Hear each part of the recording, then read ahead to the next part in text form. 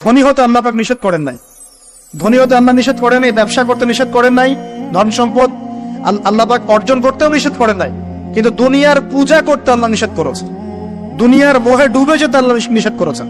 সম্পদ ওসমান রাদিয়াল্লাহু আনহুরও ছিল, কিন্তু সেই সম্পদ তিনি তার প্রয়োজনে যতটুকু লাগতো এতটুকু ব্যয় করতেন, বাকিটা আল্লাহর রাস্তায় ব্যয় করতেন।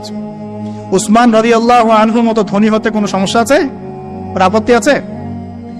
একটা আমল তার জীবনে থেকে পাওয়া যায়, এটা পড়ে আমার কাছে এত নিজেকে এত ছোট মনে হচ্ছে যে কাশ যদি এই আমলটা আমি করতে পারতাম। বলে দেব, চেষ্টা করছি যে করার, আপনারাও করার চেষ্টা করেন। উসমান রাদিয়াল্লাহু আনহু ধনী ছিলেন কিনা, তো নবীর কাছে গিয়ে বলছেন যে আমার ধন সম্পদ খুব বেশি বাড়ছে, ইয়া রাসূলুল্লাহ আপনি সম্পদ একটু কমানোর দোয়া করেন তো আমার জন্য। চিন্তা করা যায় মানুষ এমন দোয়া কেউ করবে এই যুগে? আচ্ছা, নবী সাল্লাল্লাহু আলাইহি ওয়াসাল্লাম বললেন তুমি উটের পিঠে, গাধার পিঠে খাওয়া দাওয়া করো, ঠিক আছে, খাওয়া দাওয়া করো। তো তিনি খাওয়া দাওয়া করেন। এখন কয়দিন পরে, কয়দিন বলতে কতদিন আল্লাহ ভালো জানেন, তিনি এসে বলছেন ইয়া রাসূলুল্লাহ আমার তো সম্পদ আরো আগের চেয়ে বাড়তেছে, দেখি আপনি কি দোয়া করলেন? সম্পদ তো আরো বাড়া শুরু করেছে এখন। তখন তিনি বলছেন যে তুমি যখন খাও তখন তোমার হাত থেকে যদি খাবার পড়ে যায় তুমি কি করো? তখন তিনি বলেছেন আমি আমার হাত থেকে খাবার যদি পড়ে যায়, একটা দানাও যদি পড়ে যায়, আমি উটের পিঠ থেকে নেমে সেই খাবারটাকে তুলে পরিষ্কার করে তারপর খাই। উসমান রাদিয়াল্লাহু আনহু এত ধনী মানুষ, তিনি প্রতি বেলায় 100 মানুষকে খাওয়াতে পারেন, কোনো সমস্যা নেই। তিনি একাই তাবুকের যুদ্ধে 30,000 সৈন্যের দায়িত্ব নিয়েছেন।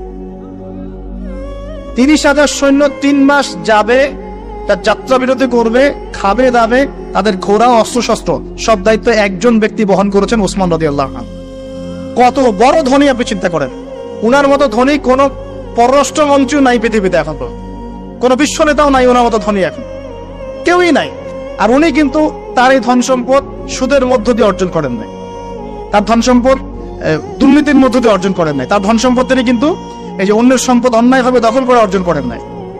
তিনি সম্পদ অর্জন করেছেন বৈধ পন্থায়, হালাল ব্যবসা করেছেন নাকি না?